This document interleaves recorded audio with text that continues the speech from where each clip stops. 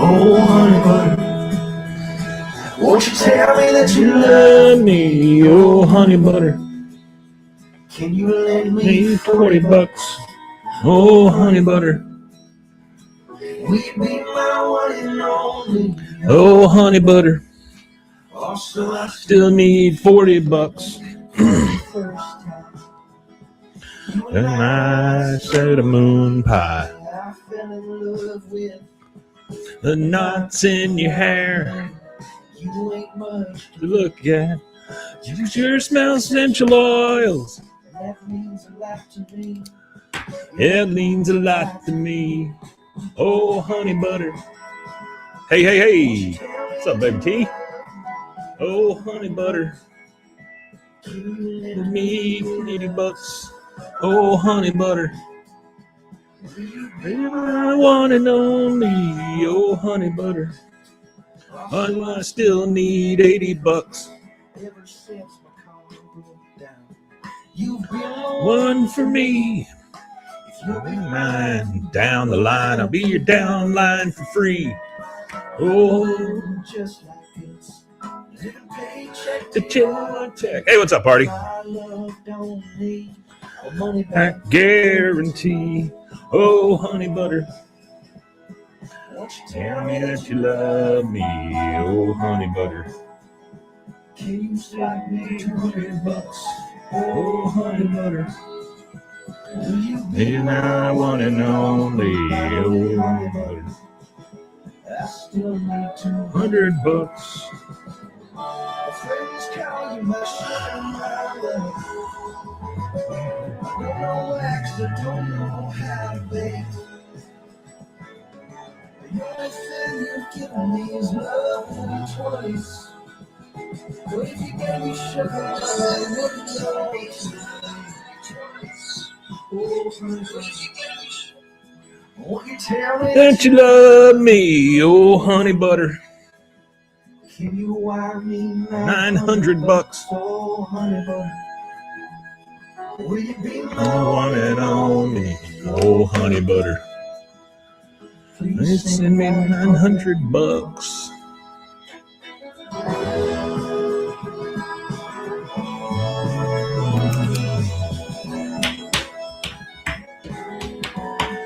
Just a little musical interlude before Rusty shows up.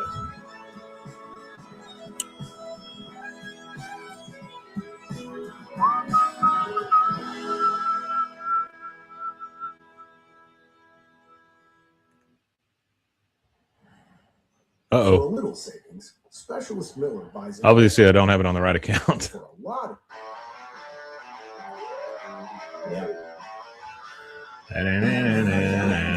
Blah, blah, blah, blah, blah, blah, blah. Yes, Snowmageddon is here. Ice-ageddon, Snowmageddon, whatever you want to call it. It's white outside. And I have not stepped foot outside in an entire day. Baby T, he's on his way.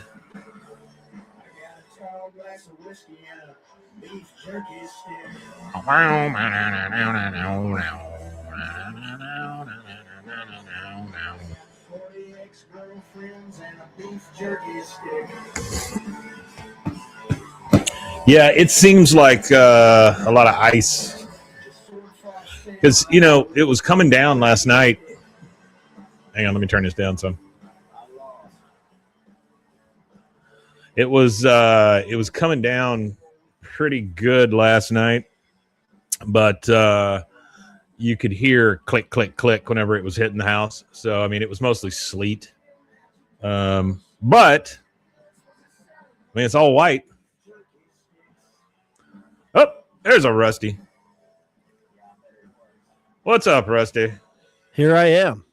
We were doing a little musical interlude until you showed up. Oh, okay. Well, I showed up. I finally got here. There you go.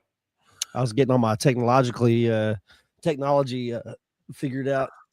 There's one song that's been running through my head for, I don't know, years, or it seems like years. It's probably been a couple of days, but it's called Honey Butter by Ricky Chilton.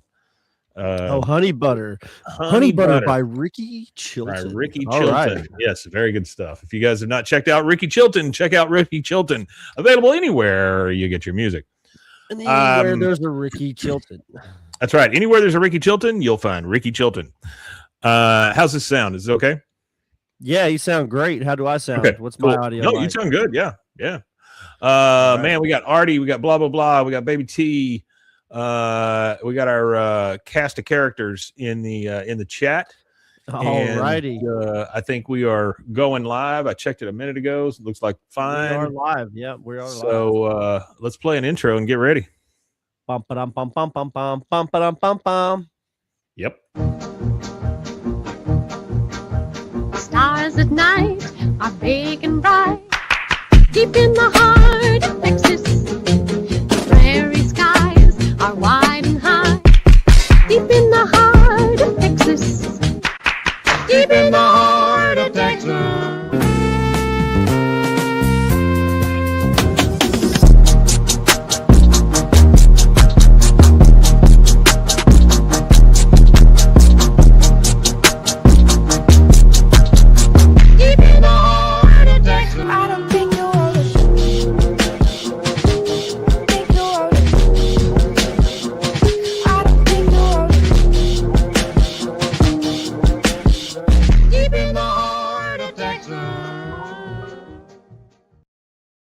Hey there, hi there, ho there. Here we are. Yo. Welcome to BWAAA, King of the Hill podcast.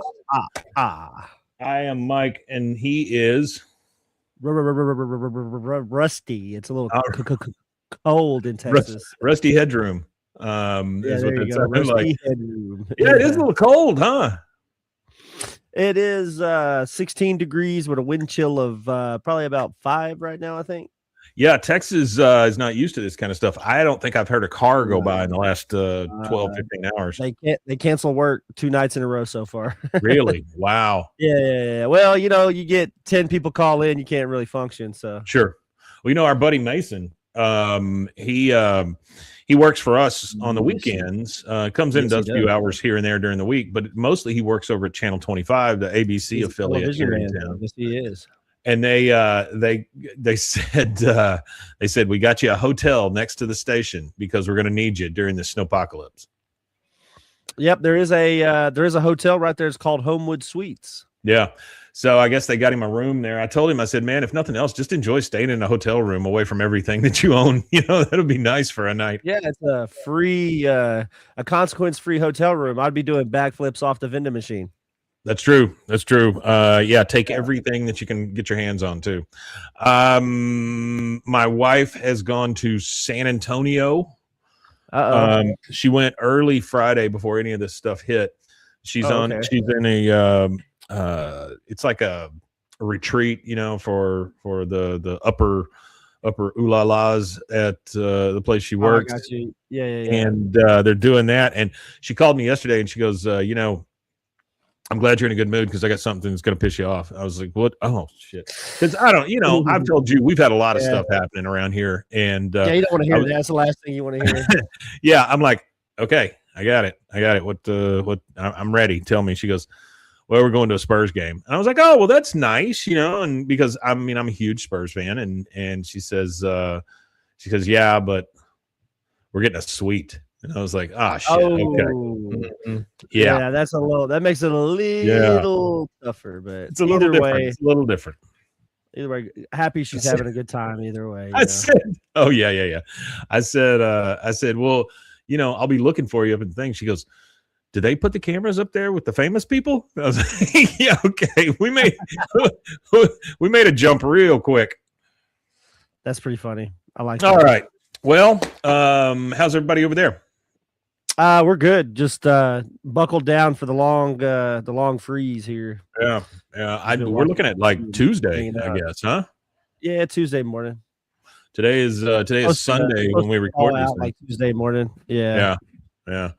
And we, as Texans, we're just not used to this. It doesn't. It's not. That's why everything shuts down. Yeah, that's why unless you're like a non-essential employee, a lot of companies just don't. They, I think it's a liability thing for especially the industry I'm in. It's like we make 3,000% profit on the products that we make. So is it smart to have our highly trained, expensive operators hurt, or should we just let them sit at home for a couple of days? So Yeah. So far they had us off yesterday, and so far I've already got the call for tonight. So I thought it was ordained by God, because UFC 324. My God.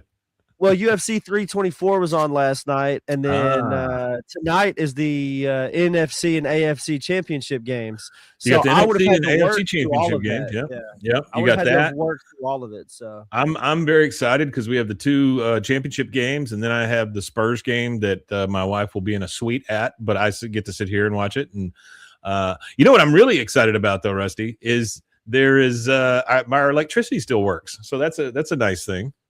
If it didn't, we couldn't make this possible. So shout out to Encore. Shout out to Ted Cruz for putting those plugs together. I think it's because he stayed. I think when he flew back, I think that kind of changed the equilibrium there. But I love the answer by his person, though. Oh, no, this was planned way ahead of time. Okay, yeah, sure it was. Yeah. That should do it. We're that stupid. Thank you. Appreciate it. Hey, just real quick before we get started, these are the three sayings that you are to vote on as BWAAA fans. These are the T-shirts that we will be making, but we want to make the first one with your help. The poll is still up. The poll is still up now. Cool. Boomhauer is winning, I would imagine. Number one, you look at the Probot. He looks at you. You think, hey, things are going to be okay. That's Hank. Then you have, college wasn't for me. They made that very clear. That's Bill. And then the last one, that dang old money's like the wind, man. I only feel it when it's moving, man. Boomhauer. So, we'll check in. I would say let's check in on the Friday episode, and we'll go ahead and see who's winning. Whoever's winning, we'll go ahead and make that shirt and put it out there. Oh wait, Artie's saying something here. He's saying, I think he's saying something about my Spurs, so I will have to read that. Number one, Baby T says, let's do this shit. I hate the cold.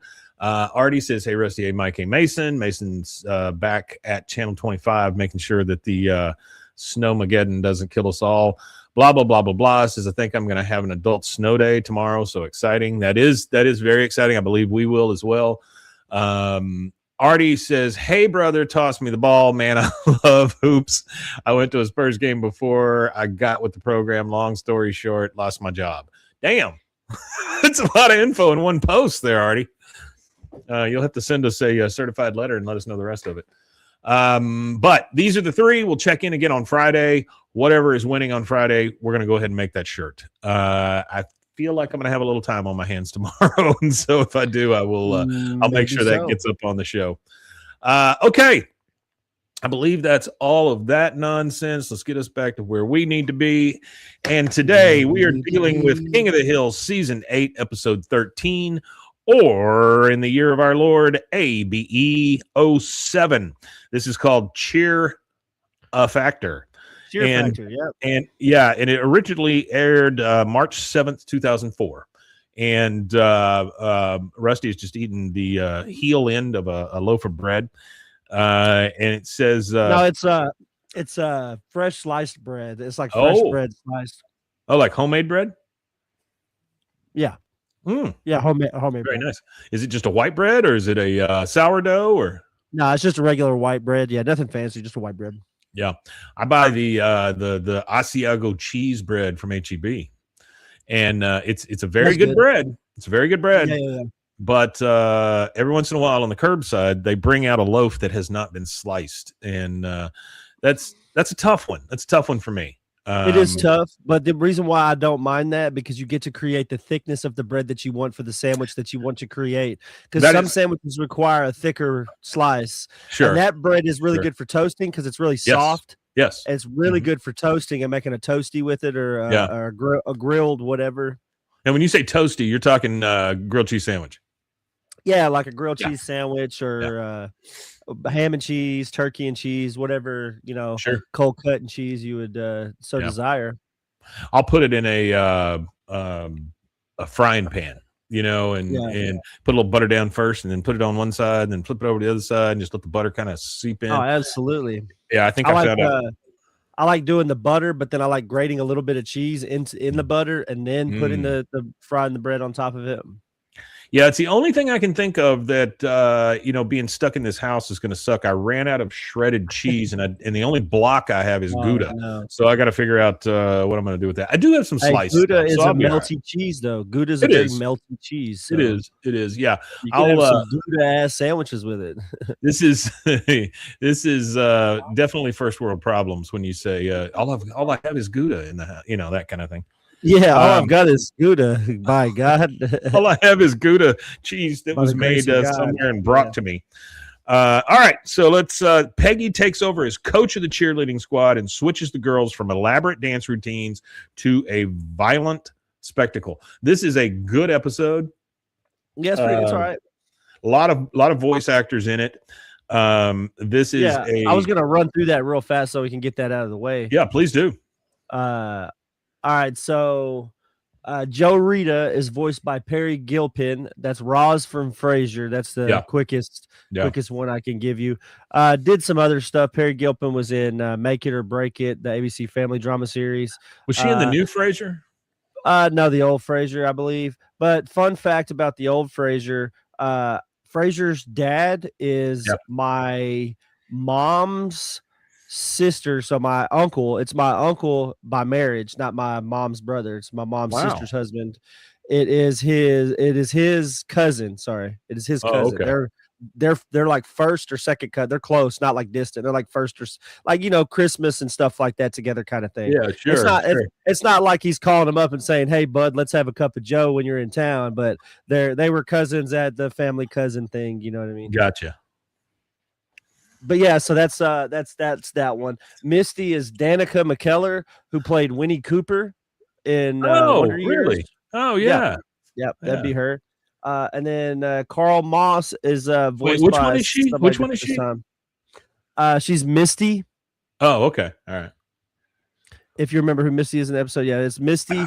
And then Emily is voiced by Ashley Johnson. Ashley Johnson actually takes over the role of Emily from this episode for the rest of the episode she appears in all the way to season 13.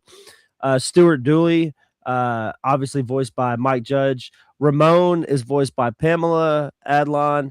Terrell is voiced by David Herman. The game announcer is Mac Davis. I don't know who Mac Davis is. Like the singer? I would guess so. Yeah, it'd be Mac Davis. Old country singer. It's the singer. Yeah. It's what the country singer, Mac Davis. Yeah, that's exactly who it is. It does fit, but I didn't realize Mac Davis was alive when this happened. Hey, so fun fact about Mac Davis, for those of you that don't know, he actually wrote for Elvis early on in his career, and he didn't just write for Elvis. He wrote like some bangers for Elvis. He did In the Ghetto. Oh, did he? I didn't realize he did In the Ghetto. He did In the Ghetto and Don't Cry, Daddy. The one about the woman who leaves the kids and the dad. He's like, "Don't cry, daddy. Together we'll find a brand new mommy," or whatever. And then A Little Less Conversation, which actually they did a re-release. It's called the JXL re-release. They did it in Europe, and that's a really good one. And it was like it was like a clubby type version of A Little Less Conversation.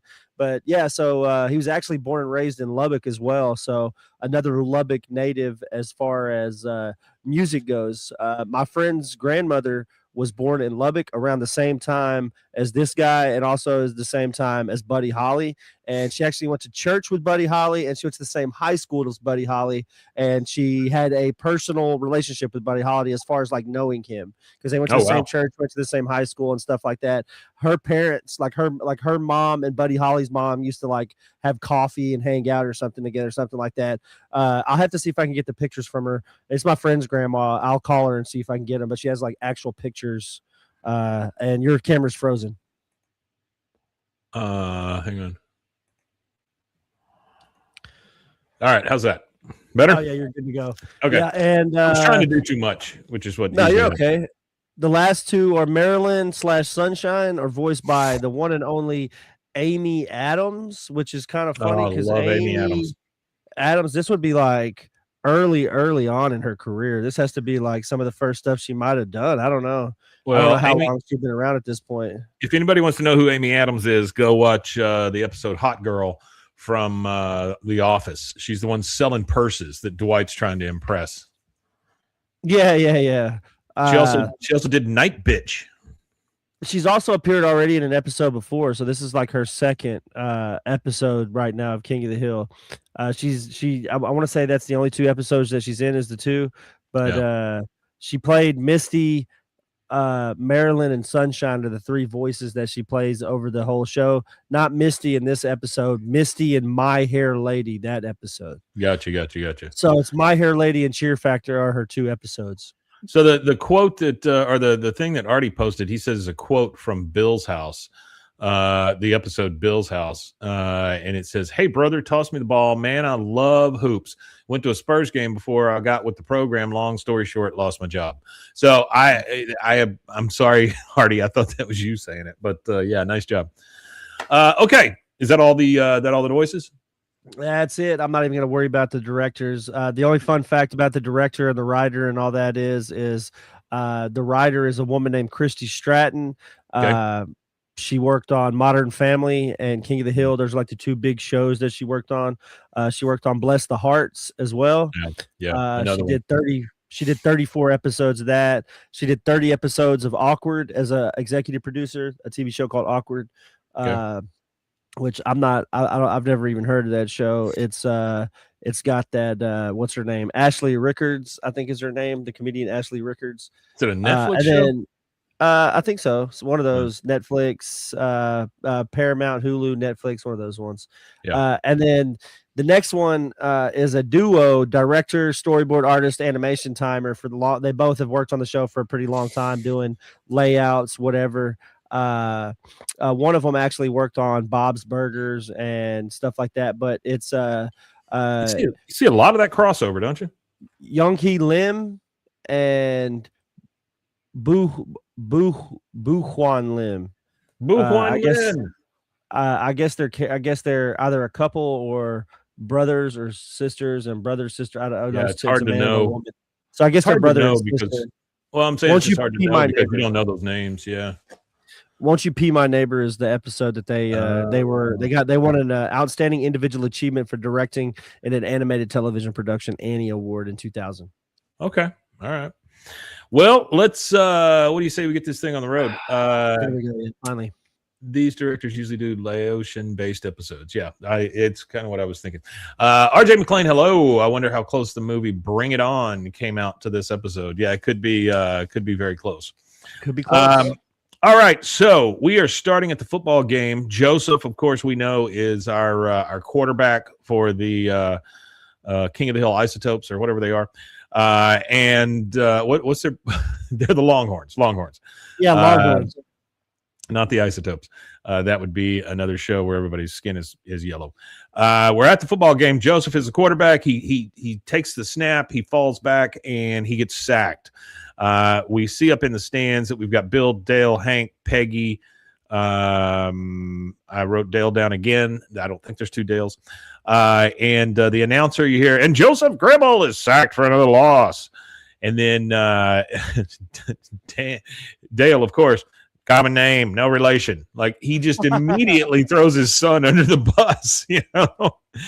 The crowd is kind of pissed. He's looking around the crowd. He says that to him. And then Hank says, "Come on, we're still in this game. Just 2 touchdowns, a couple of 2-point conversions, an onside kick, and we're just a field goal behind. Come on, let's make some noise." I mean, you talk about the eternal optimist. Good God. Well, he's a real Cowboys fan, right?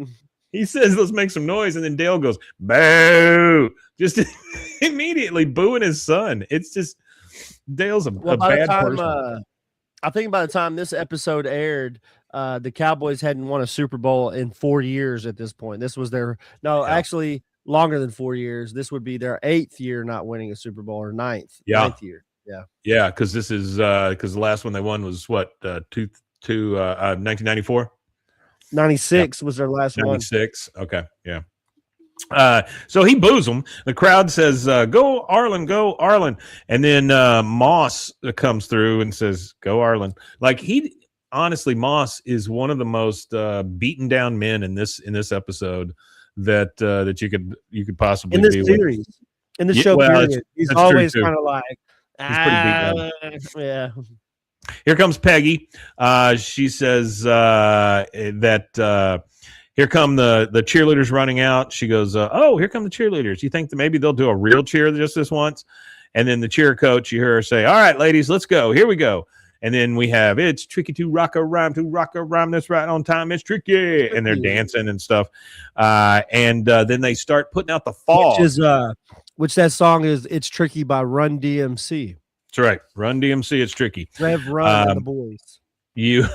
They get out there and they run around a little bit, doing their tricky dance. And Hank says to Peggy, how's that firing anybody up? And she goes, use the mascot. And she looks down there and she goes, look at Bobby. He's just twiddling his hooves. Bobby's down there in his little Longhorn costume, and he's bored, because they don't use him. And you hear a little more tricky, and then you hear the whistle blow, and the announcer says, and that's the ball game. The Longhorns lose their 4th straight. Principal Moss, who drives a black Altima usually parked in front of the school, thanks you for attending. I mean, Jesus, they're just looking for somebody to take out the principal. They're still dancing down there. We go over to the Hill House bedroom, and of course it's Hank and Peggy in there talking. She is looking through the Arlen High School yearbook. Now it says 197 something. She never moves her hand, so I can't tell exactly what year it is that she's looking through. 1970 something, the world that I grew up in. I'm assuming it's anywhere between 72 and 79, right? Somewhere in there. Just from what I saw under her finger. She says, whatever happened to cheerleaders actually cheering? Alice Bullard. She was the best cheer coach I've ever seen, and she was 98 years old. They show a picture of her in the thing, and it's just an old lady. She got the frilly neck thing, that goes all the way up to her head. She looks like a Victorian librarian, that kind of thing. And she looks very, very old. She goes, and she was 98 years old. I wonder whatever happened to that woman. Well, she died, Peggy. If she was 98, she freaking died. That's what happened.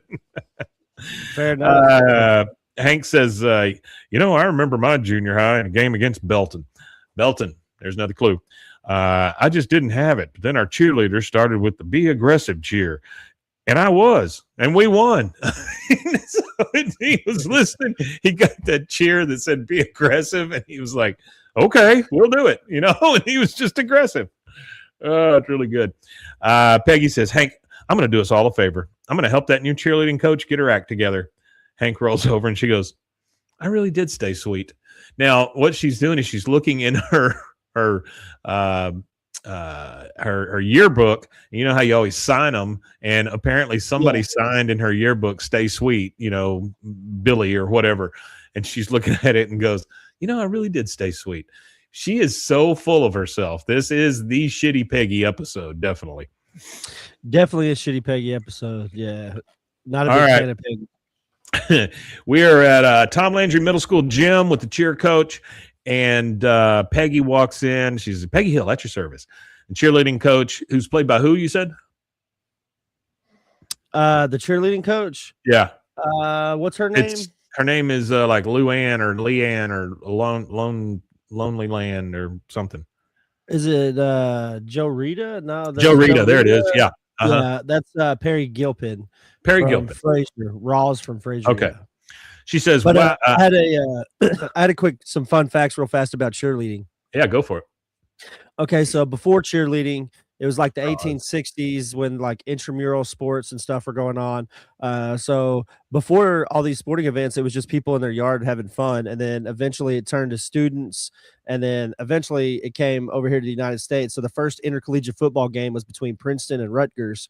And they were cheering then, but they had organized cheer in the 1877-ish. It was documented in the Princeton University paper. And so Princeton cheer, that like they called it Princeton cheer. So that's what they said. It was like hurrah, hurrah, hurrah, tiger, boom, ah, or some shit like that. But it boom, was yeah, boom, ah. But it was Princeton, and it was actually originally an all male activity, cheer leader.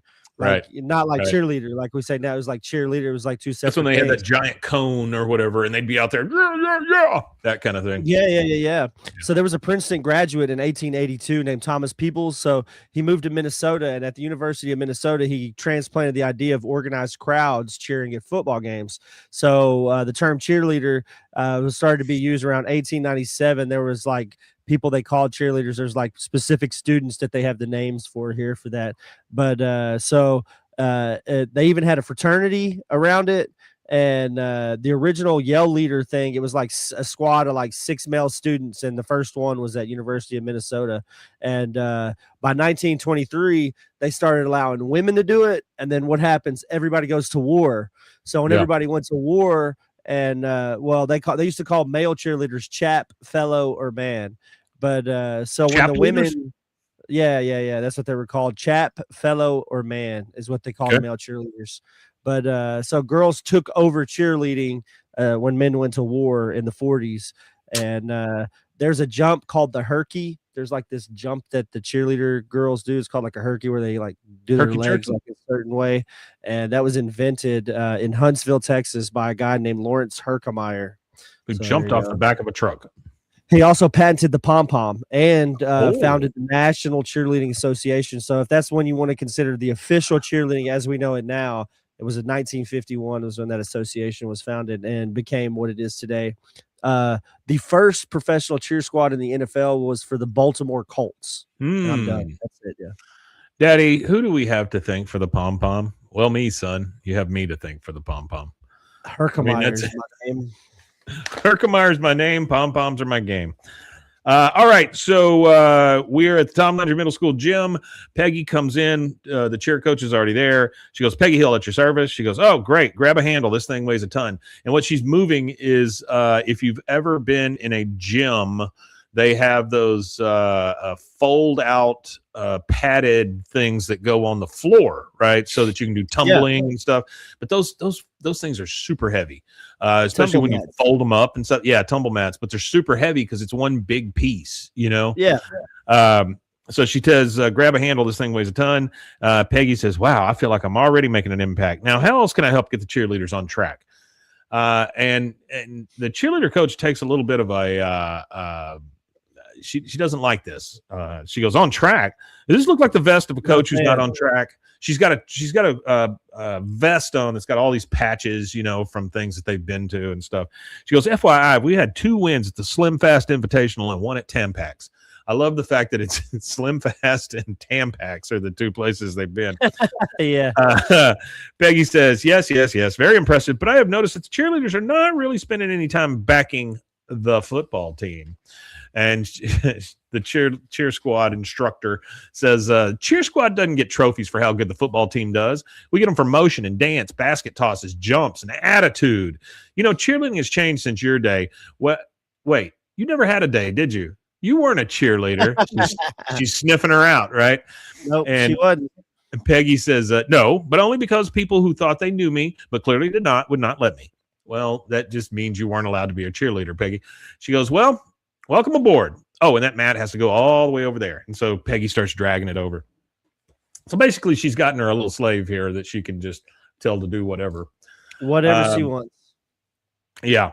So now we're in the alley with all 4 guys, and Hank says, so Peggy's going to help coach the cheerleaders at Landry. Says they're going to do real cheers.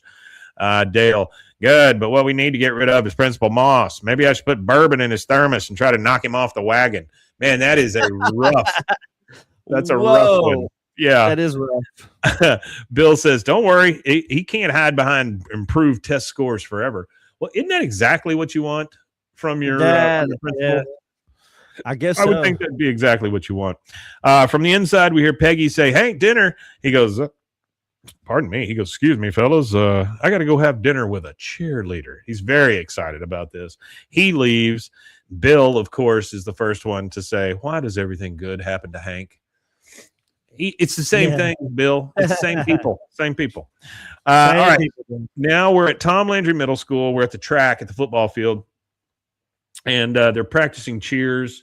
Everybody blames the principal, not the football coach. Yes, that's exactly right, Artie. And that tends to be It tends to be what happens still to this day.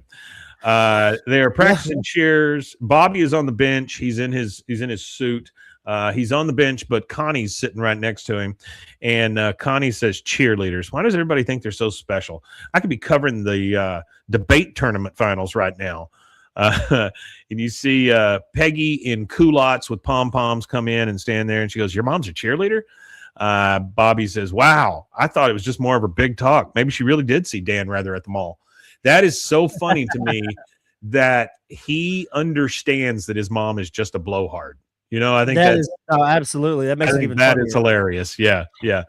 And we hear this from Peggy. Okay, girls, who's ready to make some noise? And then they just all kind of stare at her. She goes, right. Our first lesson will be how to make some noise. The cheerleader coach says, I don't have time for this. I need a new top of the pyramid. We just lost our lightest girl to homeschooling. We lost our lightest girl to homeschooling. That's a good quote as well. Peggy says, problem understood and solved. And she thinks, but how? Connie, how would you like to be top of the pyramid? She says, problem understood and solved, and then says to herself, but how? I mean, that's... she goes, how would you like to be top of the pyramid? She goes, huh? And then he grabs her, throws her in the air, and catches her. And the cheerleading coach says, oh, nice hang time. You want to be a cheerleader? She goes, me? Are you kidding? Like she was just making fun of cheerleaders, but now the opportunity has arisen. Everybody loves to be included. Yeah. Everybody wants to be included, and when you're not, you make fun of it. All right, so now we're at the game. We're at another football game. And Connie is standing there waiting for everybody to kind of get there and get ready. And some girl comes by who's in her class, and she goes, hey, smart girl from my algebra class, why are you dressed like a cheerleader? Connie says, because I am a cheerleader. She goes, oh, cool. Well, you want to come to a sleepover? We're going to sit around and make fun of everybody. And Connie's like, ooh, like she's just giddy over the fact that she's going to be included with these popular kids. In comes Peggy, and she's got her headset on, kind of like her Garth Brooks, Britney Spears headset, you know. And she goes, cheer one is cheer two. If you can hear me, give me a Y. And she looks at Connie and goes, oh, you could not look any cuter if you were dangling a kitten. Connie says, you know, it's amazing. I put on this outfit, and it's like, what's the opposite of invisible? I've never had to know. Poor Connie. Poor little Connie. She goes, you know what? Thank you, Mrs. Hill. Yeah, no kidding. She goes, thank you, Mrs. Hill. And then Joe Rita, the cheerleader instructor, goes, okay, girls, who's ready to turn this mother out? MC Hammer is. Get in formation. And then we hear, you know, MC Hammer playing in the background. And Peggy goes, or we could get the crowd into the game. How about a cheer? Go Longhorns. And the cheerleading coach looks at her and says, Peggy, the last thing we need for our cheerleaders to be distracted by the game. What I do need is for you to find my purse. She goes, find your purse? She goes, yes. Oh, and tell Karen Smelko I said hi. She's on the fourth row up, not counting the first row. Peggy says, I will get the purse, but I am undecided on the greeting. And she disappears into the stands. She's becoming the gopher. She is just a gopher. She is just a gopher. She moved the mats. Now she's finding her purse. Now she's saying hello to Karen Smelko. I want to meet this Karen Smelko, though. Yeah, where's she from? I don't know. I don't know what Karen Smelko's deal is, but I'd like to know. It is the fifth row. Yes, Artie. It is the fifth row. It says only for her to become a hoe in season 14. Yes, that's true. That's true.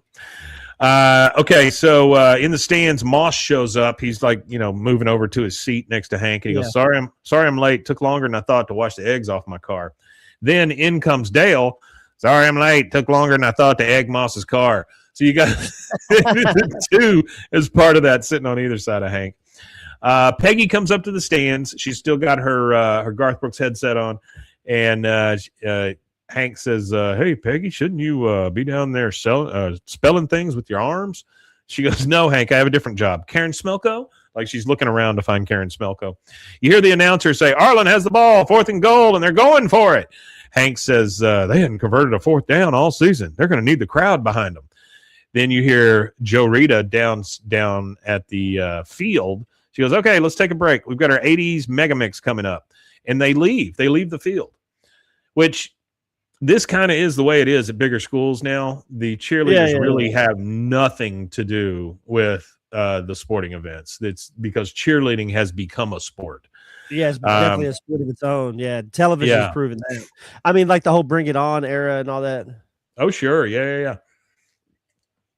Okay, so Peggy sees this. She goes, where are they going? They're braiding each other's hair? Oh, that does it. She whistles to the crowd, and she stands up, and she starts her cheer of her own. Arlen, fight. Push that ball with all your might. Come on, let's help our boys before it's too late. Everybody starts joining in. Arlen, fight. Push that ball with all your might. Arlen, fight. Push that ball with all your might. So the whole crowd is into it. Fight. We're down on the field. Joseph hears it. He looks up there and he goes, well, you heard him. Let's push that ball with all your might. He's such an idiot. And they push it, and he gets it right over the goal line, and then the whistle blows, and then Peggy's like, oh, yeah. And a fan says, hey, Hank, your wife just reminded me of why I love football. Winning! And then Dale's like, say, Moss, we need more of that and less of this. And he gets up and he's starts, like gyrating and stuff around like the way the girls were doing. Over the walkie-talkie, we hear in Peggy's headset, and because of you and your chanting, Francine just nailed a standing backflip that no one saw. Moss says something to Peggy. He goes, that was something, Peggy. Look, how'd you like to replace Joe Rita as the cheerleading coach? She's like, me? Well, excuse me for one moment. She goes, to get on the headset. Joe Rita says, Peggy, we're supposed to keep this channel open for uniform emergencies. She goes, sorry. I just wanted you to give Karen Smelko a message for me. This is the shitty part of Peggy right here. I want you to give Karen Smelko a message for me. Principal Moss just made me the new cheerleading coach. And then on the other end, you hear, what? And then she just turns off the walkie-talkie, and she shakes hands with Moss. And now they have made Peggy the new cheerleading coach, which seems like a bad idea. Seems like a real bad terrible idea. I don't think I would want her coaching anything or teaching Spanish. Those are the two things. Please don't be around my children, Peggy. Yeah. And that is our first commercial break. Go home. Go home, Peggy. Right. Go home, Peggy. You're drunk. We'll take this first commercial break, and we will be right back.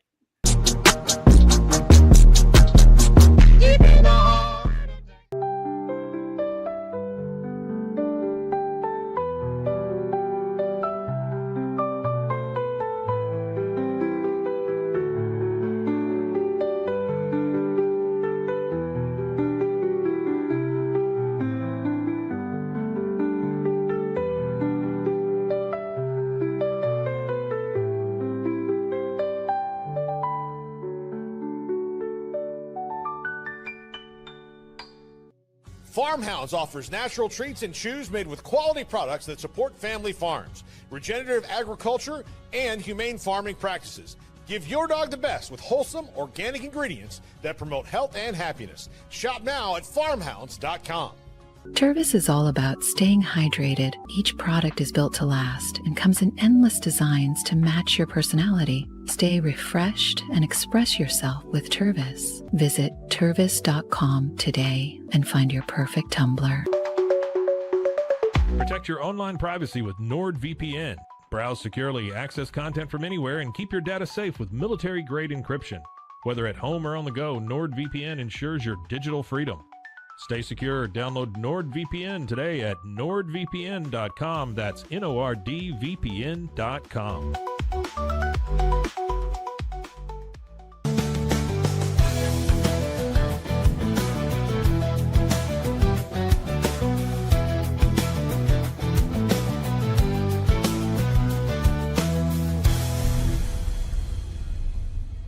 Looking for tickets to the hottest shows, games, and events? Ticket Liquidator is your one-stop shop for great prices, no hassles, and guaranteed tickets. Since 2003, we've been connecting buyers and sellers, providing access to sold-out events at prices lower than most secondary market options. Whether it's sports, theater, or concerts, our massive nationwide network ensures you get the tickets you want, guaranteed. For the best seats at the biggest events, start with Ticket Liquidator today at ticketliquidator.com. That's TICKETLIQUIDATOR.com. Ticket Liquidator.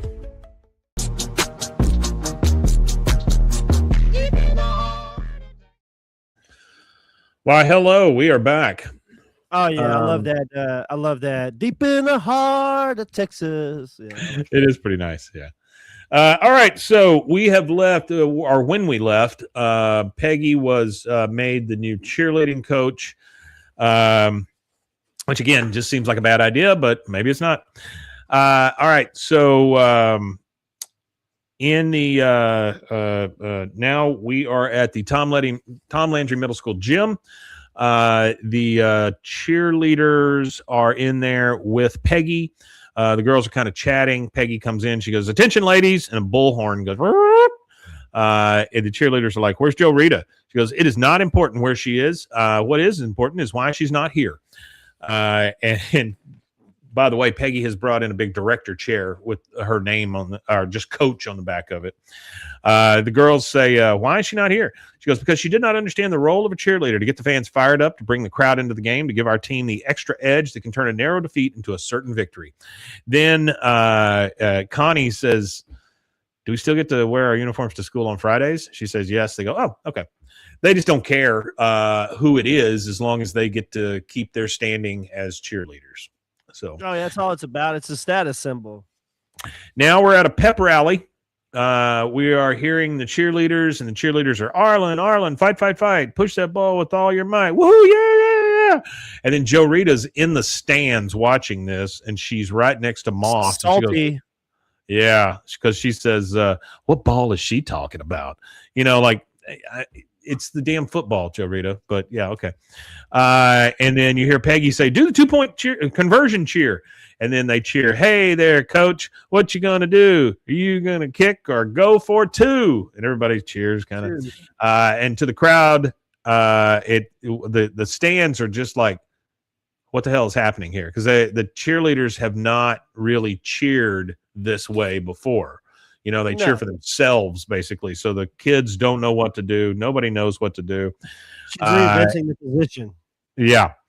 And the crowd is just kind of stunned. But she says to the crowd, "Perhaps I didn't set that up properly. We would do that cheer after we scored, but only when it would be advantageous for us to get 2 points." Once again from the top. And then the crowd is just super stunned. So, Moss says, "Hey there, coach." And Joe Rita says, "Well, this is all going to hell." He goes, "Oh, man, I can't have bored kids in an assembly. It's asking for trouble. I'm going to cue the band." And then you hear the band start up, and she goes, "Oh," Peggy says, "Oh, no, not the band." The band starts playing. She goes, "Okay, I can't save the cougar for the finale. Misty, put this on and chase your tail like an idiot." Now, what she's telling her to put on is a cougar costume, since they are playing the Cougars next. She wanted to have some sort of a like a, we're going to take out your mascot kind of deal, right? Yeah, so yeah. She tells Misty to put on there's Misty. She tells her to put on the cougar costume. I don't know what is going on with my stupid camera here. Hang on. I'm going to fix something real quick. Yeah, no worries. Let's see if that's any better. Oh, there we go. That's better. All right. Everybody's seasick now. That's great. Okay. Got the camera fixed. She says, "Oh man, there's trouble. I'm gonna make the band play." So he cues the band. She tells her to put on the cougar outfit. She tells Misty to put on the cougar outfit and chase your tail like an idiot. The band's still playing. Misty's over there like, "Oh, it won't fit." She goes, "Yes, it will. It'll fit. Come on, it's for the team." She starts smacking on the thing to get it on to Misty. And then from the kids in the crowd, they see her smacking on this cougar, and they go, "Yeah, kill that cougar. Yeah. Choke it. Like, immediately to violence. And then Peggy picks up on it, and she goes, "Quick, everybody, beat the crap out of Misty." And then Misty's like, "What?" And then in the crowd, you hear, "Yeah, kick its butt, Connie." I mean, they are beating the crap out of poor Misty, who is in this cougar costume. But Peggy has found her thing that's going to make the cheerleaders cheer real hard and the crowd get into it. Next, a little time goes by, and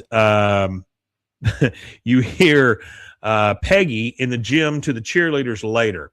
Now, she has a box behind her. That box is full of something. She goes, "Ladies, I have learned something today. People like violence. From now on, we will demoralize their teams by systematically mock-secuting," so like executing but not real, mock-secuting their mascot. She shows the box. It's full of knives. She goes, everyone take a knife. Now, I'm assuming these are all rubber knives, right? I would hope so, yes. Because if they're real knives, Peggy is inducing murder. I mean, she just wants somebody to get murdered. Potentially, absolutely. Misty picks up one of the knives and she goes, is it stab, stab, stab? She goes, no, it's stab, a stab. Like, I think there's two different cadences. Stab, a stab. Not stab, stab, stab. Stab, she goes, stab, stab. She goes, okay, let's have a run through. Misty, get in the cougar costume. She goes, costume smells like butt, and it's really more of an ugly girl job. Bobby, never letting a crisis go to waste, steps right in front and goes, I'll do it. He's ready. He put me in something and let me get the hell beat out of me. He's locked in. So now we're at a game, and Bobby is in the cougar costume, and you hear from the cheers, hey there, hi there, we won't gloat. We stabbed the cougar in the throat, and when at last the cougar's dead, we'll make him see red, red, red. And they're just beating on the cougar and stabbing him. He falls over and goes, I am slain. And then you hear fight, fight, fight, fight, fight, fight, fight coming from the crowd. And then Bobby is like, fight. I'm so cold. You know, he just like dies as the cougar. We're back at Tom Landry Middle School. It is the lunchroom, and we hear a teacher say to Dooley as he comes in, Dooley has a hat on that has little horns on it, so he's supporting the team. The teacher says, no hats in the lunchroom, Dooley, take it off. He goes, I'll die in these horns, and just keeps going. That's a good one. I like that. I'll die in these horns. The teacher sitting at the popular table as Peggy is looking for a place to sit goes, hey, Peggy, why don't you sit with us today? She goes, oh, sweet Jesus, the cool table. She goes over, sits down, and then Joe Rita comes in. She walks up, and you have to assume that Joe Rita has been part of this cool table for a while, right? And the lady looks at her and goes, oh, I'm sorry, Joe Rita, pull up the step ladder. So she makes her pull a freaking step ladder over to sit on because there's no chairs left. You talk about falling down a couple of notches on this popular scale. Hey, Peggy, Mike, there's an echo on your end. You're getting an echo? I can hear myself, yeah. Oh, let's see. Hang on one second. Let me see what I've done here. Echo cancellation. Let's try this. Reduce background noise. How about that? Is that any better? Hello. Better? Oh, yeah, that's great. Better, butter? All right, so we're at the game. And then they fight. They kill the cougar. Bobby is slain. We're in the lunchroom. There's no place for anybody to sit. They make Joe Rita pull up a step ladder to sit at the cool girls' table or the cool teachers' table. And then Peggy says, you know, Joe Rita, I could use some help. She goes, you want me to find your purse? She goes, no, I want you to be my assistant. She goes, I'd love to. Now, Joe Rita has a look on her face like, you know, this is not what she actually wants. This is what she knows that she can get over on Peggy with. Oh, yeah, absolutely. And so it's got a very like Mean Girls vibe to it. The teacher, one of the other teachers says, so Peggy, give us the scoop. What do you got planned for the Yellow Jackets this weekend? She goes, well, we have this Yellow Jacket costume and we're going to put someone in it and we're going to stab it. The teacher's like, that's it? Another stabbing? And then Joe Rita says, she kind of smirks and she goes, hey, maybe doing the same thing over and over again will be our thing. It won't be boring. No, it'll be comforting. So Joe Rita is a real ass here. She is just trying to get to Peggy and get over on Peggy and prove that Peggy does not deserve this job because she wants her job back. So we're in the gym. We're in the gym later. Peggy's talking to the girls and she says, ladies, we have a problem. Knife play is just not enough anymore. Ideas, Yellow Jacket, go. And then Connie says, we could rip open its thorax and stuff it with its own abdomen. She goes, Bobby, how's your death rattle? He's like, oh, blah, blah, blah. She goes, great. Now, who do we play after that? The cheerleaders say, the Boswell Bears. She goes, okay. Now, how do you make a bear suffer? And this shows you how much stress Connie is under because the first thing she goes to is you tie it up and torture its young. I mean, that's rough, Connie. That's super rough. Connie, you tie it up and torture its young. She goes, Peggy says, there's no mascot we can't torture. Now, we kind of go through a little bit of a montage here. We see Bobby dressed as a shark, and they kill it. We see Bobby dressed as a cobra. They kill it. So this is going really well. They're just killing off all the mascots at these games, right? And that's what's keeping the crowd involved. The crowd wants to see them take down the mascots, beat the hell out of them. Now, again, we're at the lunchroom with Peggy and Joe Rita. And Peggy says, okay, Joe Rita, who's next? She goes, the tornadoes. How are you going to kill a tornado? She goes, shoot it. I mean, just almost immediately shoot it. Shoot it. Well, whenever I worked at Texas State Technical College, our mascot was a tornado for a while. And I didn't know that. Somebody would come out in a tornado costume. The thing that drove me nuts about the tornado costume is that it's wearing a cowboy hat. Okay, I can get over that because it's cute and all that kind of stuff. But at the bottom of the tornado, one leg is the spout of the tornado. The other leg is a human leg. And so really, really what you're doing is you're saying someone has just gotten sucked up in this tornado. Now let's have some fun. You know, I mean, that's. I guess so, yeah. I guess that's the implication. Yeah, for sure. That's what I'm saying. There's somebody dying in this tornado, but let's have some fun, guys. Well, they're not dying. They're just not in Kansas anymore. That's true. They're being taken long distances by a funnel of wind. All right, so we're in the lunchroom with Peggy and Joe Rita. She says, who's next? She says, tornado. She goes, okay, shoot it. Moss comes in and says, good news. Because of all the school spirit, game attendance is up. Peggy's like, I know. The ushers cannot keep up with the after-game garbage. And then walks off saying, yeah, but none of this will mean anything unless we beat McManerberry at homecoming. Peggy, I'm giving you the halftime show. Well, this is a huge deal. It's at the McManerberry game, so you know it's the big one. It's massive. Peggy says, it'll be my finest hour. Now, who's McManerberry? She goes, the Fighting Irish. She goes, fighting, fly on the wall. So she's trying to think through this thing. She goes, maybe the other part, the Irish. That's got fertile territory. She goes, Irish, fly-rish. No, don't force it. Let it come to you, Peggy. She goes, people have made fun of the Irish in the past. Maybe you can build on their work. You know, my husband keeps several ethnic joke books in the bathroom. I'll find something good. So Peggy is hard at work trying to come up with a way to kill the Irish during that game against McManerberry. Why are they the Fighting Irish, too, by the way? But whatever. Yeah, I don't know. Now we're at the game against McManerberry. The crowd is cheering Longhorns. And then the announcer says, and that's the end of the first half. The Longhorns leading 31-2. Hank's up in the stands with the guys, and he goes, well, the playoffs are a lock. Peggy says the halftime show is going to be high school caliber.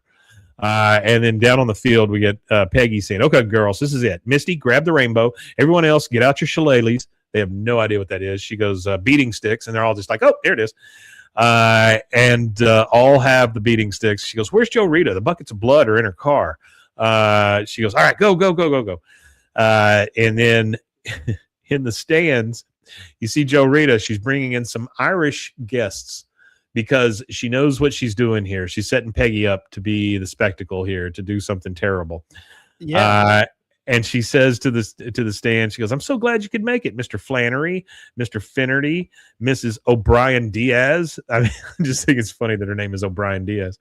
When I think of Finnerty, I think of Sean Finnerty from, what was that show with the Irish guy and his girl and his wife, and he had a brother named Eddie, and he had his dad, and he had 2 kids. Grounded for Life.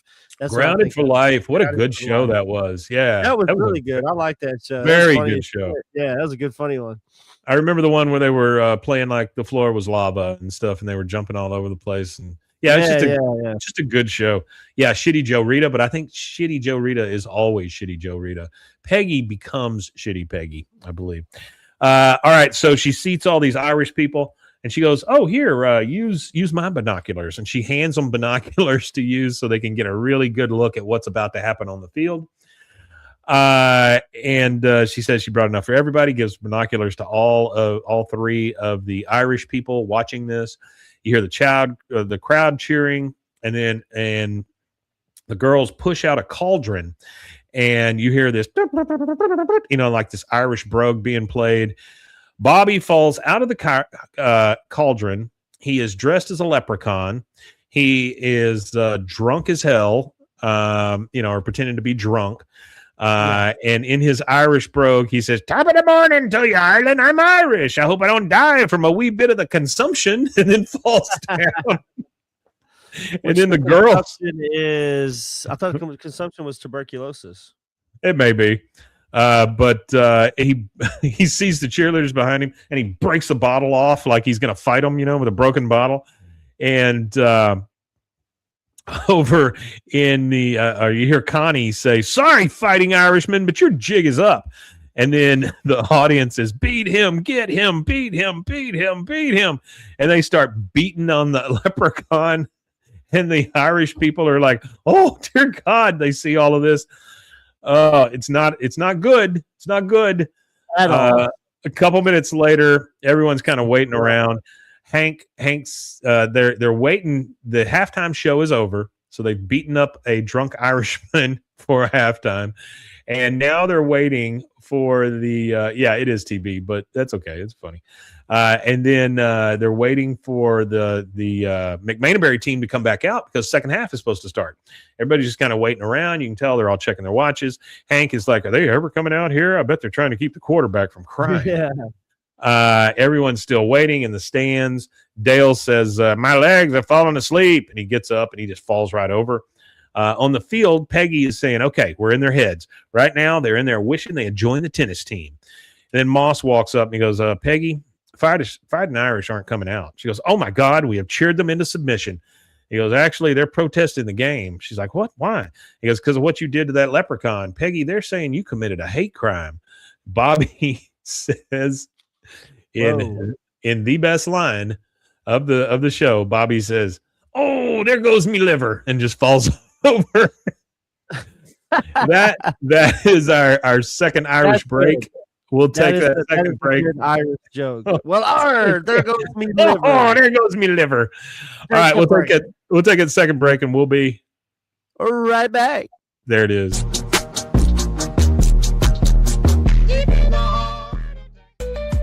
Join the Daily High Club, the premier destination for glass water pipes, vaporizers, and accessories. Since 2015, we've sold over 1 million quality products and teamed up with legends like Snoop Dogg and Tommy Chong. Ready to elevate your smoking game? Visit dailyhighclub.com for our El Primo subscription box or shop unique pieces today.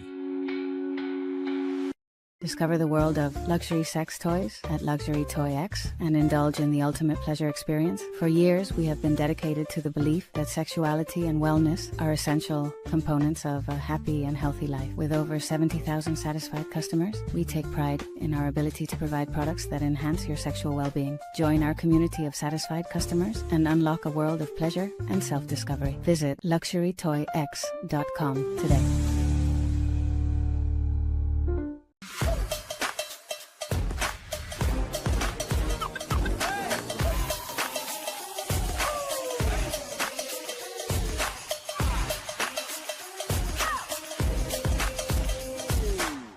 Apollo Neuro is a new kind of wearable that helps your body recover from stress, that helps you calm down and feel better. You sleep better, and you can get back to being yourself. Learn more at apolloneuro.com. I'm Hunter, the founder of Hello Cake, and today we're digging into ED meds. The number one thing we hear is that guys are sick of waiting for ED meds to kick in. Traditional ED meds take about an hour to kick in as they have to go through your digestive system, where Hello Cake's ED medication dissolves under your tongue and works in about 15 minutes. That's about 3 times faster than traditional ED medication. Curious about ED meds? Go to hellocake.com.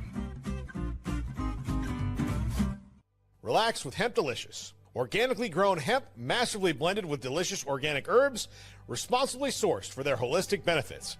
Each sip offers calming, antioxidant-rich wellness. Brewed just for you.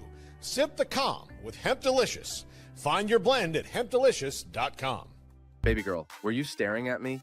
You know that's not convincing, right? Try again. Well, you shouldn't just be staring then. You should taste. I miss your presence, your laughter.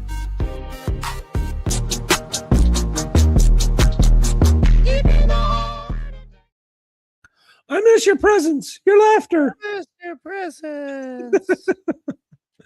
All right, so we are back. Bobby has just committed a hate crime along with his mother, and we are at the Arlen District Office. Now, there is a crowd there. Hank is in a suit, so you know it's serious. The Irish people are there and they are testifying during this thing.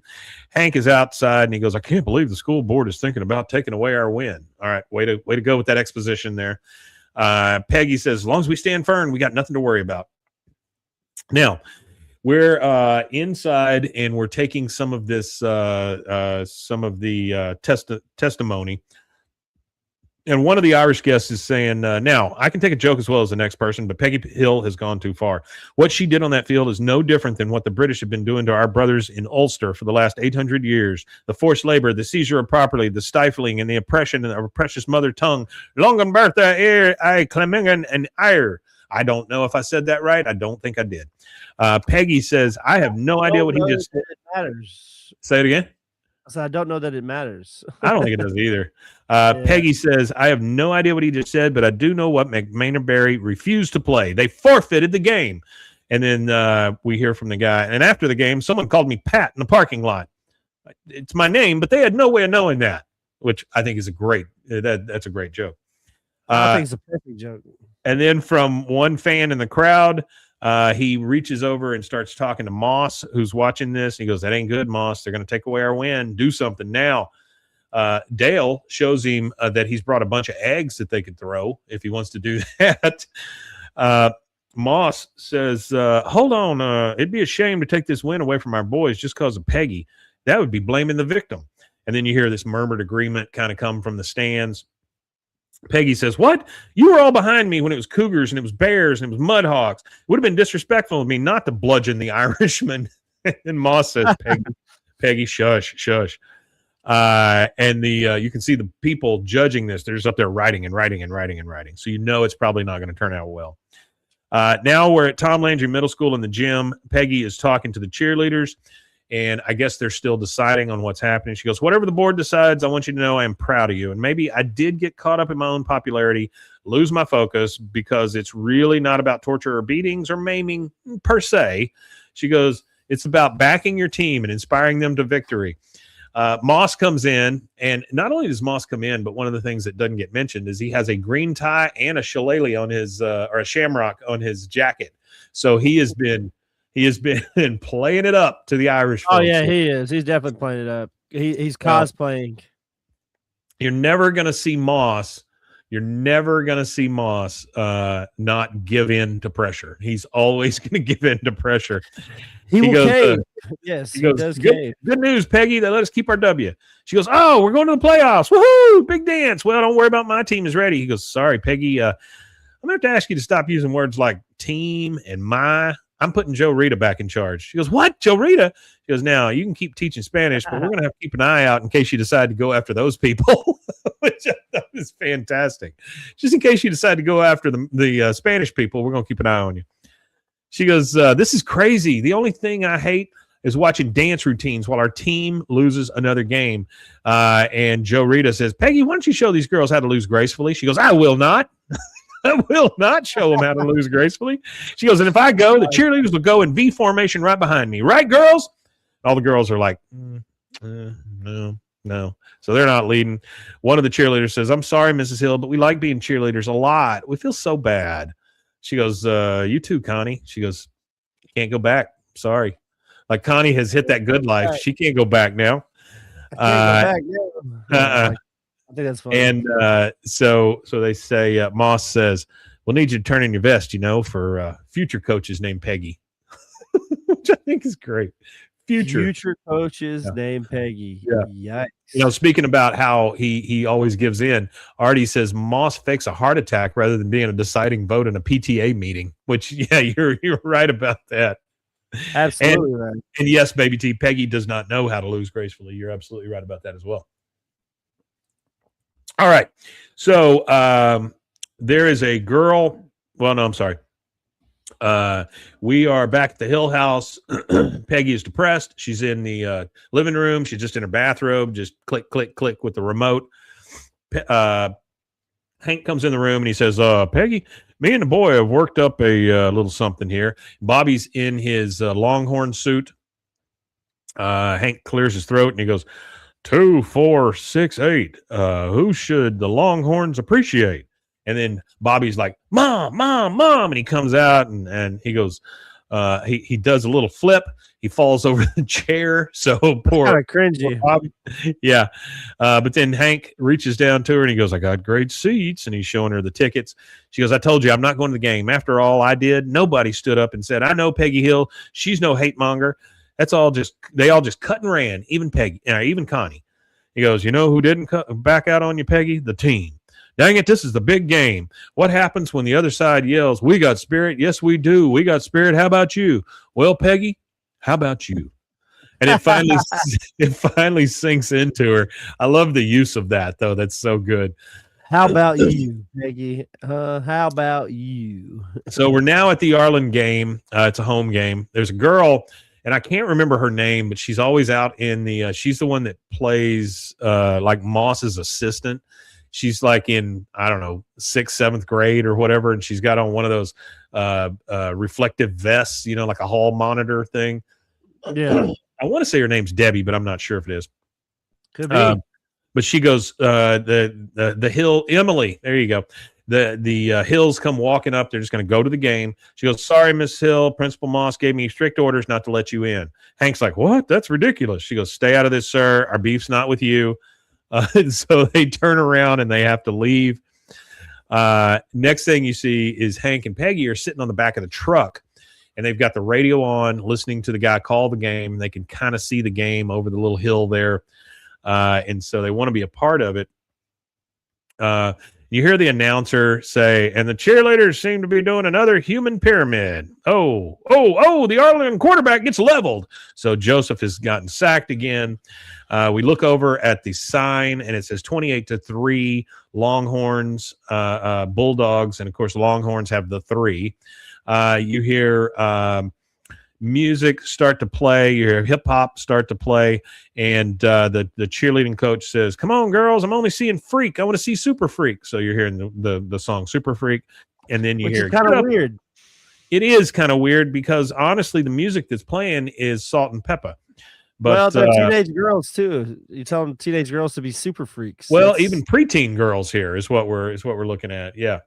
Yeah, even younger than that. That's kind of indicative of the era.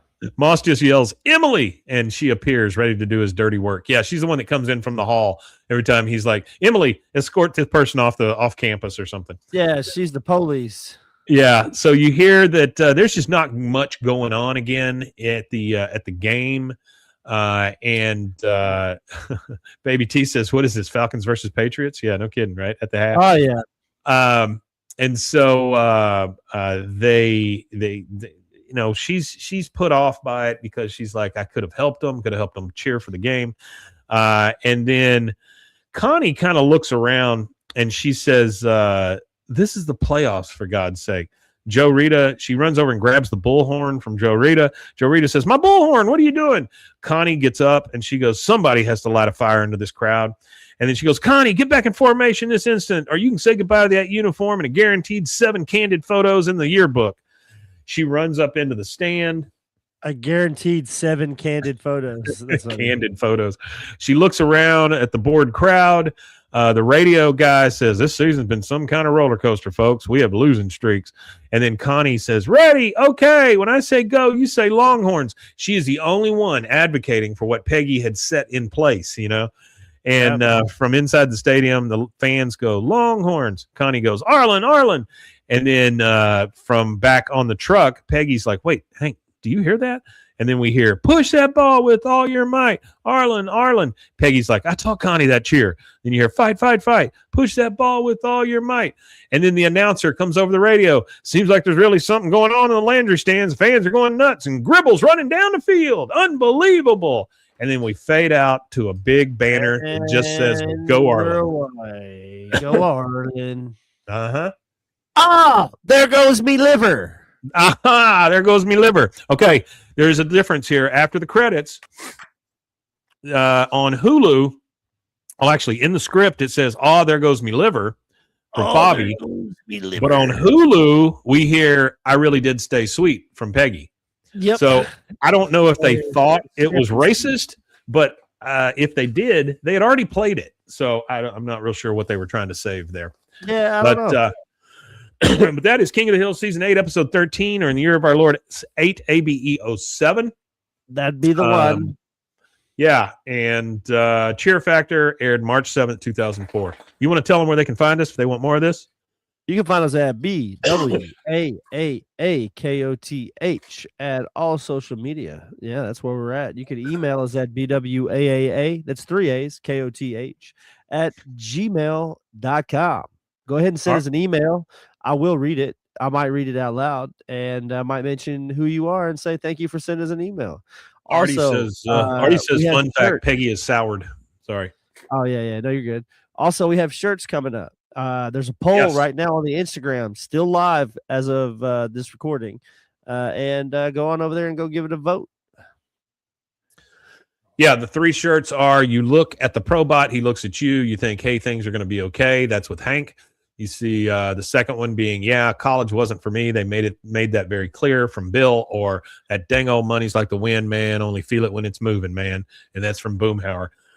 I think you said that last one was leading the way right now. Yeah, is there any way you could get the silhouette of Boomhauer's head and have it made out of $100 bills, and then have the letters that kind of like go over the top of it? We're gonna do something. Yeah, we'll do something. Yeah, it won't just be the quote. There'll be a design that goes with it, and I'll probably decide on the design. Might send you a couple of them, and you can kind of help me decide on those. But yeah, that'd be cool. Yeah, I just want to know which quote to start with, and so this does it for us. Yeah, so far, Boomhauer is out in front, leading the pack as we speak. Yeah, we'll decide that on the Friday episode, and we've got that coming up. So if you're in the chat, just stick around, and you'll be part of that episode as well. But just want to say how much we appreciate all of you. Artie, Baby T, Ghetto Cowboy. Let's see, who else was here this morning? Those are the one. Oh, Paul 3 official. We had R. McLean. Yep. We had blah blah blah blah blah. Several people in here this morning, and we appreciate all of you guys being here. And I believe that leaves us with one thing left to say. We Matanye. That's exactly right, and we Matanye indeed. We'll see you next time, guys.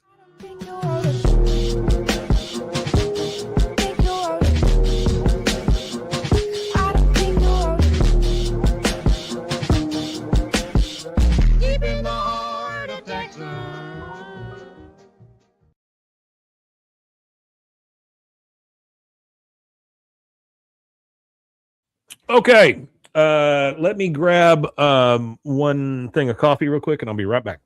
Yeah, no worries. Deep in the heart of Texas.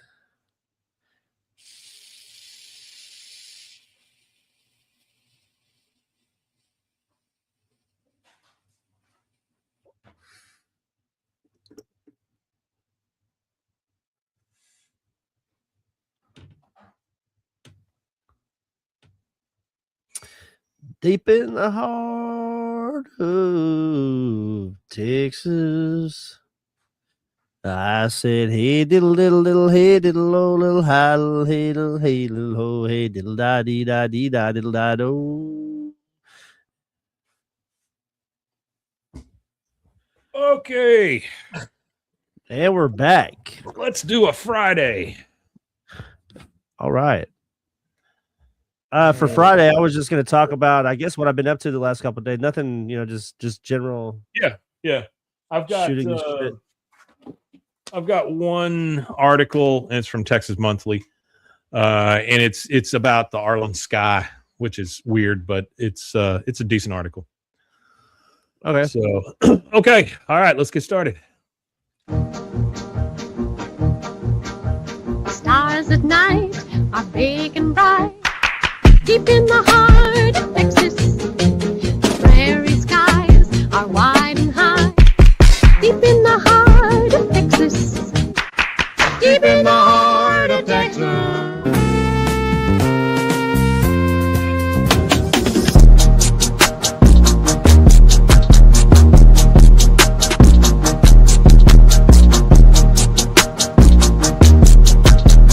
Deep in the heart of Texas. I don't think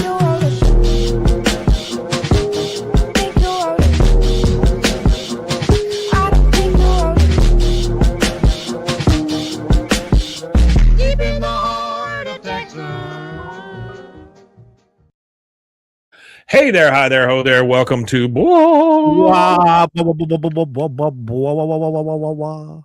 are a King of the Hill podcast and been going strong for 4+ years now. The other day, I think it was Friday, was the 6th anniversary of Rogue. Rogue Media had been around for 6 years as of the other day. And I don't want to lie, and I don't want to be wrong, but I think we're the longest running house show. I think we are now. Yeah. I think we are now because Bloody finally called it quits. We finally beat him out. I've been counting the stats for so long. I was like, I gotta beat him. And finally we just tired him out and we exhausted him. Caroline from Bloody Happy Hour, she's starting a new show with a friend of hers. It's called From Hoe to Housewife. And they've got a nice little set that they've built. It's all pink and gold and stuff. It's really nice. I'm kind of looking forward to that because one of the things I've asked them to do is review sex toys. So really looking forward to that. I don't think they have any problem with it. And so we'll see what we get out of that, but that'll be kind of funny. Okay, so we are in a That Ain't Right Friday. This means, wait, what does it say? Deep in the heart of Ireland, let's hear the superior theme and still haven't conformed right on Stay Rogue. I don't know what that means, baby T. No. And we still haven't conformed to society's norms. Oh, I got you. Yes. Got it. Yeah. No, we pretty much do what we want to here. I started Rogue Media Network back in 2019, and I have done so many shows about real estate and women's issues and things like that and stuff like that. Oh man, everybody's an entrepreneur, this and that. A lot of the Jesus stuff. But I think if I do all of that, then I'm able to do whatever the hell I want on my shows. So this one and Bros, Foes, and Heroes, I kind of do whatever the hell we want to. We're not really conforming to anything. Yeah. Okay, so let's talk about two things. One, the big freeze that we're in. For some reason, my dogs wanted outside just a second ago, and then they turn around and immediately want right back in, even though they've been out before this morning. Because it's freezing cold, and they forgot. They forgot how cold it actually is. They forget so quickly. They also, I got a bone to pick with my dogs, no pun intended. They chase my little rabbit friends around, and I don't like that. I want them to leave my rabbit buddies alone. Leave the rabbits alone. I go out there every once in a while and throw some stuff to my rabbit buddies, the like cut up apples or carrots or vegetables or something like that, so that they can. By the way, did you know that rabbits are herbivores? Who knew? Yes, they are. They very rarely want to eat the pork chops I throw at them. I love, my wife makes fun of me a lot because I love rabbits so much. I think they're just cute as can be. As we come driving up, there's usually like 3 or 4 of them over there in our side yard, just hopping around. And I think it's very, very nice. It's BS. This is Texas, not New York or Chicago. That's true. You're right. Yeah, we rabbit. I like rabbit. Well, but here's the deal. Most things that eat grass taste good. Here's the deal with it, baby T. Because it's Texas and it's because it's the heart of Texas, we get a lot of religious stuff. And so that's a hard one to be around all the time. Not everything has to do with religion. Just because I sold my house doesn't mean that God was watching over me, I don't think. But anyway. All right. So we were going to talk just real quick. Again, this being a Friday, we're just doing things that are adjacent to King of the Hill. We were going to talk about what you've been doing the last couple of weeks. Oh yeah, well we've had snow day, so I got a free 2 days off work, so I've been watching movies and watching television shows and playing video games. I played Final Fantasy Pixel Remastered. The original first Final Fantasy game has been remastered, pixel for pixel on the internet, on the gaming services. So Which system? downloaded it. I'm playing that. I've been playing it for I've been playing on my PC, but they have it for everything, I'm pretty sure. But it's the Pixel remaster. Huh. Okay. So I have they not redid been the playing anything. soundtrack. They redid the soundtrack too. The soundtracks is not 8-bit; it's like a full-fledged soundtrack. So you're playing like an 8-bit game with like an HD 8-bit game with a full-fledged soundtrack. So it's actually cool. pretty good. Yeah, no, it's actually been fun getting to play that game again. I haven't played that first one in a very, very long time, so I've been doing that. Yeah, I have not been doing that.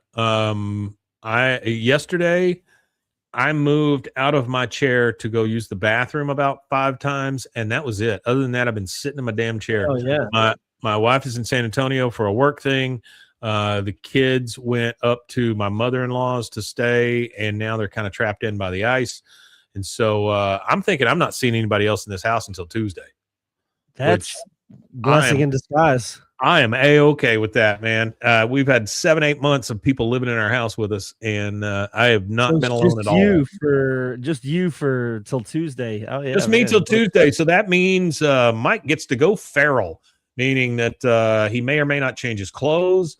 Most of the time, he's not wearing pants, and dishes pile up in the sink. If we don't hear from you, we might be smelling you. That's true. That's true. I'm going to be the first smell-o-vision. Hey, I want to tell you about a project real quick.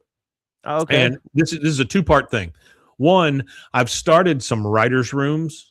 I remember you telling me that. Rusty, I would love for you to be a part of the one where we're writing jokes for the. Yes, I am very much a caveman. Where we're writing jokes for the upcoming award show. So I'd love to have you there for that, and we'll set that time. We just did a writers' room the other night, Friday, but this is for a short film. And I've got a director who is shooting a short film, and we're turning it into a Bandersnatch type film, meaning that Casey Jones is involved, and he is writing some stuff so that the crowd, while they're watching the movie, can choose their own adventure, pick which way to go. So the crowd choice, the majority crowd choice takes you to one part of the movie. If the majority crowd choice picks B, you go to the other part of the movie. So we're making one of those, which I think would be pretty friggin' cool. And we're hoping to show it at the on May 8th at the award show. Oh, that'd be interesting. Yeah. If any of you guys are here in town, hey, Michael, hadn't seen you in a while. If any of you guys are here in town and you want to come to the award show or you want to come into town for it, it is May 8th. Feel free to contact us to get more information about that. But we will be giving out awards at the 2nd annual Texas Creator Awards, which we will be holding at the PAC, PACC here in town. That is the Performing Arts Community Center. And also, I'd like to mention that Rogue, in and of itself, has been in the Alico building downtown Waco for, 3 years or so now, going on 3 years. Yeah. We're moving some of our stuff out of there because they are bringing back most of the people that were working remote are coming back to the Alico, because the Alico is owned by Amicable Life Insurance, and they're bringing a bunch of their people back, so they need our floor that we are on. We are on floor 21 there, and they need our floor for their people to come back. So what we're going to do is we're going to maintain a presence there in the Alico on 12, where I'm at. So some offices and things like that. It's Waco. It's Waco, Michael, not San Marcos. Then we are moving into a 5,000 square foot space back behind the PAC. So the PAC that I had mentioned earlier about the award show, which is really nice because it's going to give us a big stage, a large audience room to use.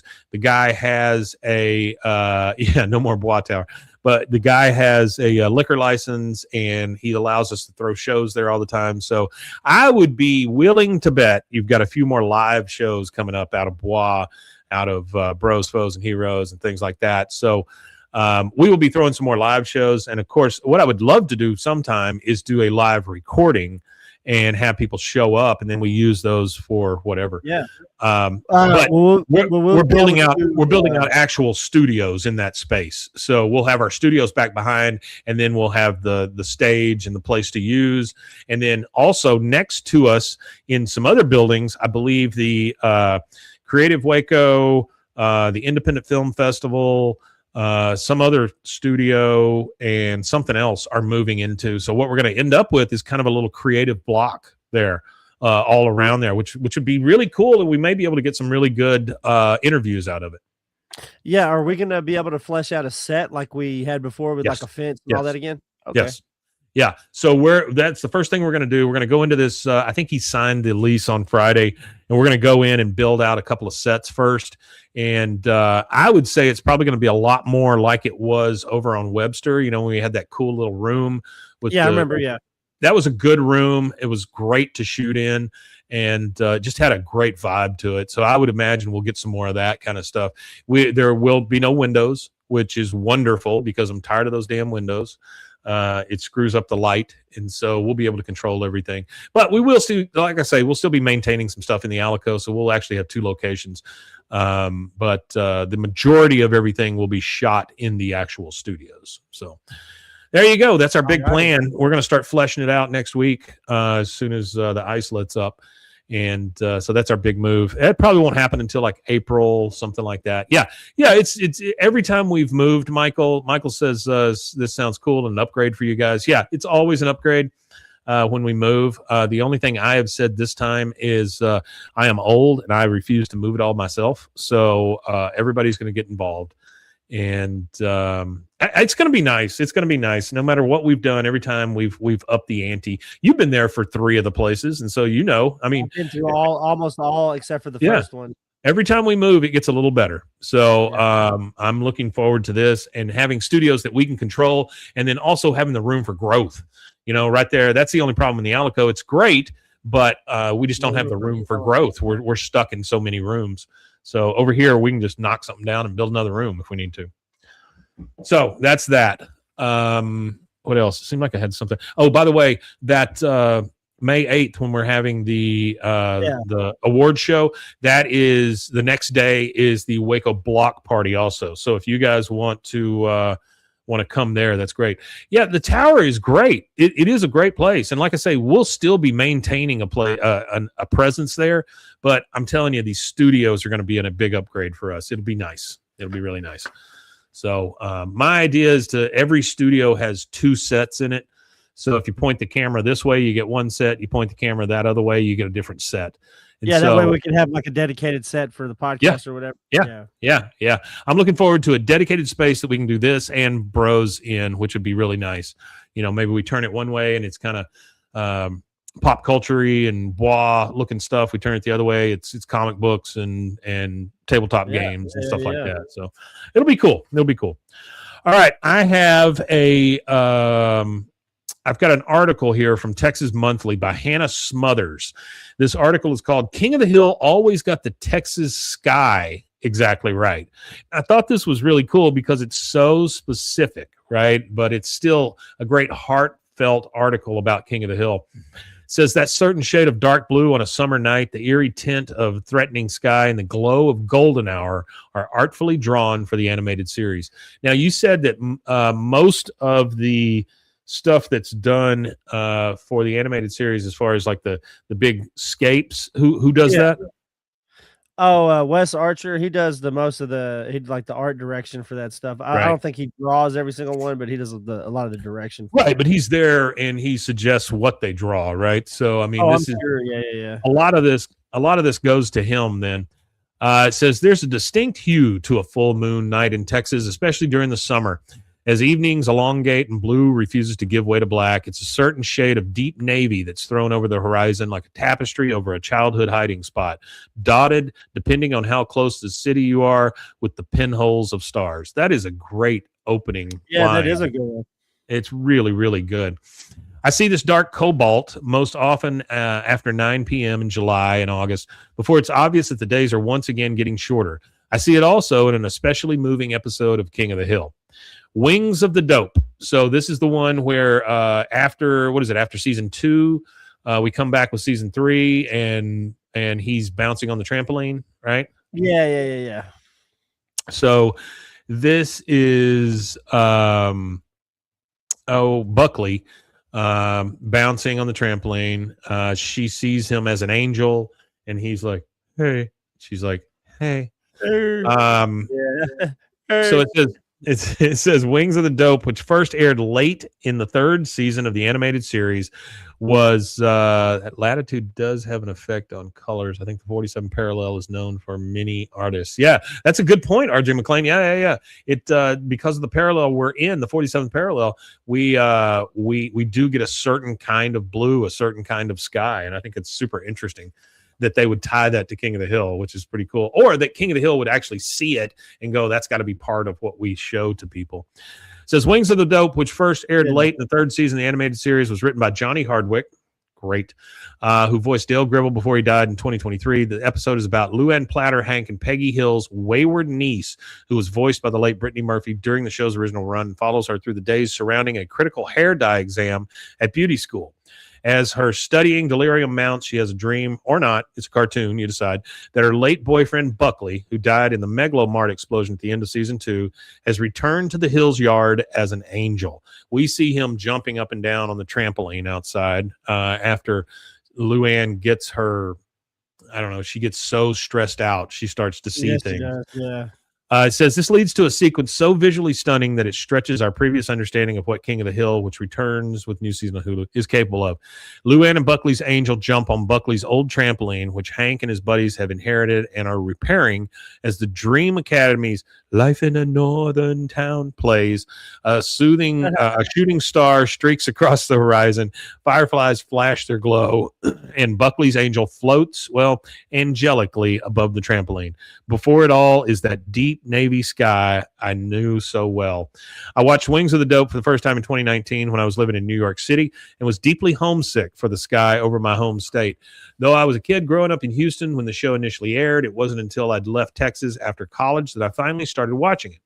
To put it simply, and you know that's what a lot of people say too, because they're like, this show, they think it's one thing when it's really just this heartwarming portrait of a family who is not super conservative, is just living their life in that purple area. Yeah, just common sense people.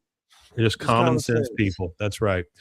I laughed when Bobby listened to Hank Williams after getting dumped by his vegetarian girlfriend. I cried when Hank, Peggy, and Bobby and Lady Bird danced together in the garage to Patsy Cline. And I marveled at the show's attention to detail, most impressively the precise depiction of our sky. King of the Hill soothed my homesickness in its near perfect portrayal of the horizon I grew up gazing at. Now that I'm living in Texas again, I'm still just as moved by how well the cartoon manages to get certain atmospheric moods. The deep blues of the night, the watercolor Rorschach of a really good sunrise, exactly right. Now, you can go and read the rest of this article. It is called King of the Hill, Always Got the Texas Sky Exactly Right by Hannah Smothers from Texas Monthly. It's a really good little article. It does kind of make you feel like the cartoonists really knew what they were talking about when they captured Texas, and that doesn't happen very often. A lot of the time we get everybody rides a horse, you know, and that sort of thing, and it's all desert and tumbleweeds, and we get those cactuses with the arms on them, which we don't even have in the state. Yeah, we don't even have them. So to see a show pay so much attention to our actual detail is pretty amazing. Oh yeah, I love it. Wow. And I think that's it. Now, we've got one more thing to do here, and that is to pick a shirt. So we've been running a poll with 3 choices. You look at the Probot, he looks at you, you think, hey, things are going to be okay. And that's from Hank. The second one is, yeah, college wasn't for me. They made that very clear. That's from Bill. And then, that dang old money's like a wind, man. Old feel it when it's moving, man. And that's from Boomhauer. Those are the 3 that we have been running a poll on. And Rusty, you want to tell us which one is the winner? The winner is Boomhauer. Boomhauer won in a landslide, from what I understand. That dang old money's like the wind, man. Only feel it when it's moving. I will be creating a shirt for that this week, and I'll make it available to everybody, and then we'll talk about it again on Monday so that you guys know where to go and get that shirt. Yeah. And that pretty much does it for me. I think the King of the Hill world is safe. It is the way we left it, and we'll see in season 15. You know, if it's still a place we want to be, which I'm assuming it will be. I love these new episodes, and I love the entire show. I love the fact that America has fallen in love with King of the Hill again. I think it's fantastic. It's alive and well. It is alive and well. And after having said that, I believe there is only one thing left to say, and that is... Ooh, Imatanye. Imatanye indeed, guys. We'll see you next time.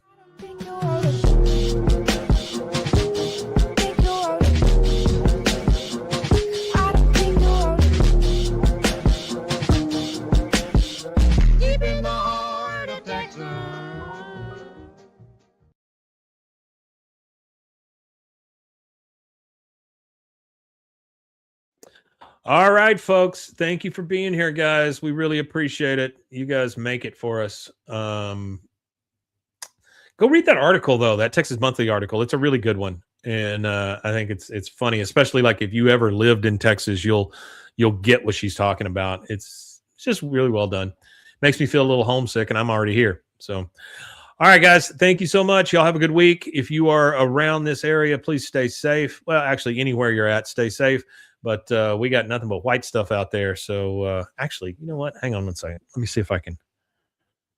I'm going to try something real quick with you guys still on here. This is something nobody else will get. StreamYard. I'm going to see if I can't show you what it looks like outside real quick.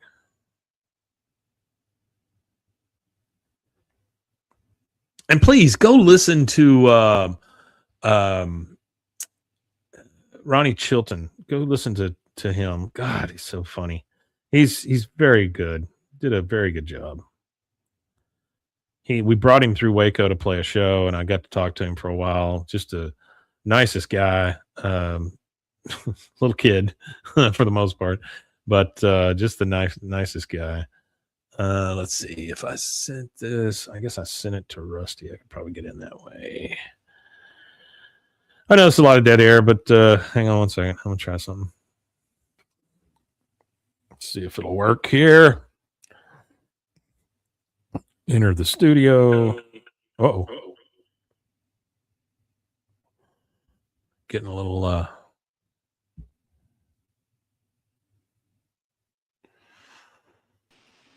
Okay. Woo. All right. I'm still echoing for some reason. I don't know why. How about now? Still an echo, still an echo, still an echo. Okay. It's a weird echo for some reason. I don't know why it's doing that, but I'm going to... How about now? Still doing it. Okay, so for some reason it's doing that, but I'm going to take you outside real quick. I want to show you what it looks like outside. It's still echoing, which is weird.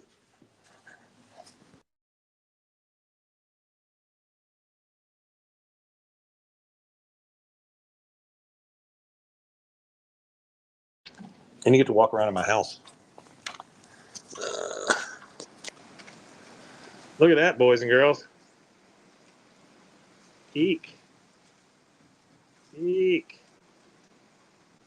A little white. So that's what we're dealing with now.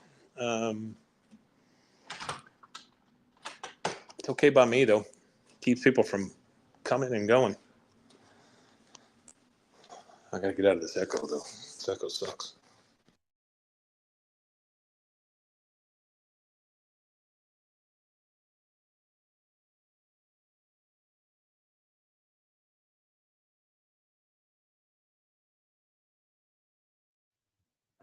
Okay, so you got to walk through my house. There you go. Hope you enjoyed that. You guys take care of yourselves, okay? And we'll talk to you real soon. William